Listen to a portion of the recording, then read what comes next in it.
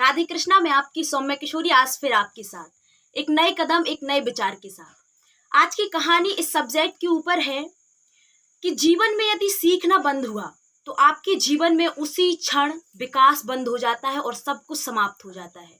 If you stop learning then all stop, everyone stop हो जाता है। इसलिए सीखना हमेशा जारी रखिए।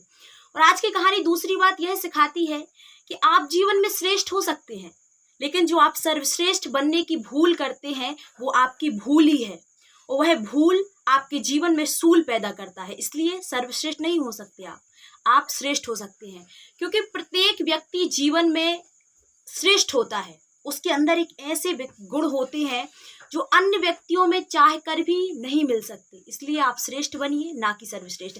आइए इसी के साथ कहानी को आगे बढ़ाते हैं। आज की कहानी स्टार्ट होती है एक व्यक्ति से। वह व्यक्ति अपने आप को महान तीरंदाज मानता था कि अब मेरे बराबर तीरंदाज इस दुनिया में नहीं है। बहुत कई लक्ष्यों को भेद जाता था, असंभव लक्ष्यों को भेद जाता था। लोग हालांकि उससे कहते थे कि भाई आप सर्वश्रेष्ठ नहीं है। हमारे राज्य के पुराने सेनापति थे, उन्होंने आप संन्यास ले लिया है। वह ऐसे तीरंदाज थे कि जिनका निशाना कभी चूकता नहीं था, लेकिन वो हर बार इग्नोर कर देता था, लोगों को चुनौती देता था, कई लोगों को परास्त कर चुका था।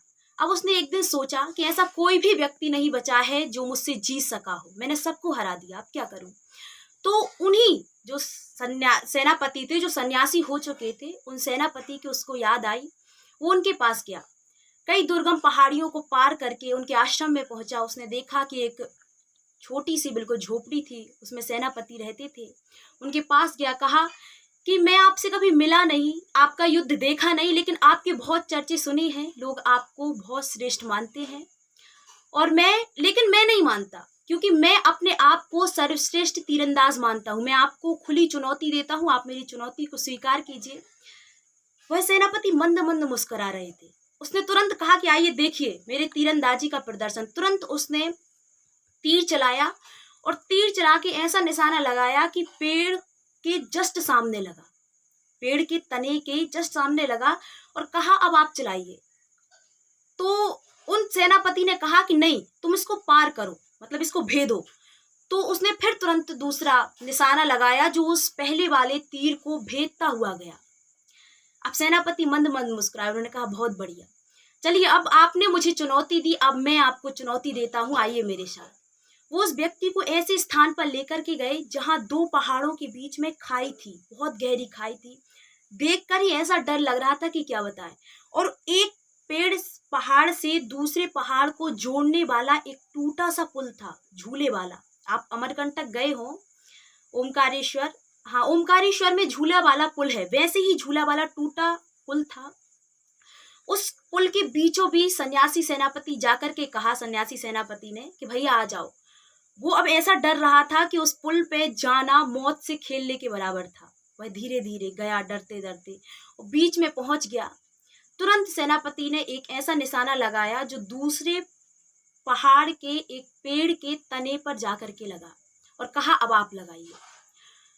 उस व्यक्ति ने लगाया निशाना, लेकिन ना जाने उसका निशाना कहाँ चला गया, चूक गया। वह निशाना चूका। वो माफी मांगने लगा। जब वापस आया कुटिया में तो माफी मांगने लगा कि मुझे माफ कर दीजिए, मुझे अभी बहुत कुछ सीखना है। सेनापति ने हंस करके कहा कि भैया आपको सीखना नहीं है, आप तीरंदाज में सर्वश्रेष्ठ हैं, लेकिन आप श्रेष्ठ हैं, सर्वश्रेष्ठ हैं, लेकिन आपको अपने मन पर काबू रखना है, क्योंकि मन की स्थिति आपके काबू में होनी चाहिए। स्थिति परिस्थिति कुछ भी हो, यदि मन की स्थिति आपके काबू में है तो आप जीवन में हर क्षण आनंद में रहेंगे और अपने लक्ष्य को पा सकेंगे।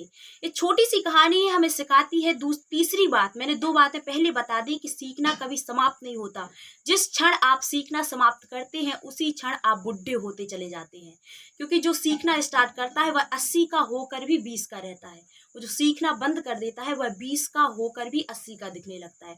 इसलिए हमेशा सीखते रहिए, और जो आपका ज्ञान है वह आपके अंदर विनम्रता लाना चाहिए, ना कि घमंड।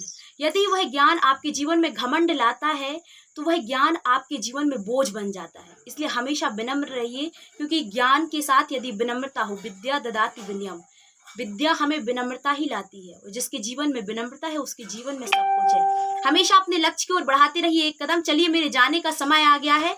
मैं सौम्या किशोरी आपसे विदा लेती हूँ और अंत में यही कहना चाहूंगी कि हमारे पसीने की हर बूंद को मोती सा चमकाएंगे, और माँ तू सपने बड़े दिखाना, उसे पूरा करके हम दिखाएंगे। हरे कृष्णा।